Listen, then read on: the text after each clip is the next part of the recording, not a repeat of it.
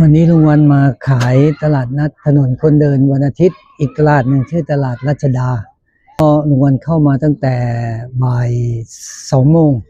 เพราะว่าถ้าไม่งั้นเราจะเข้ายากเพราะแม่ค้าเขาจะตั้ง2 ฝากนะ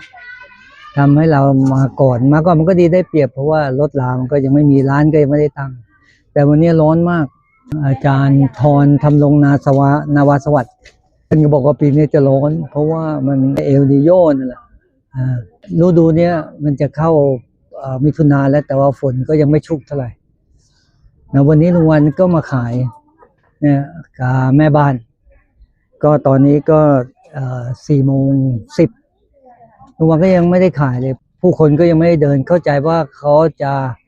ะเดินก็ช่วง5-6 โมงเพราะว่าจะไม่ร้อนนะแต่ช่วงนี้ก็อาจจะร้อนเลยก็เลยคนเดินก็อาจจะน้อยหน่อยนะก็ไม่เป็นไรก็เดี๋ยวก็รอก็หวังว่าวันนี้ว่าจะขายดี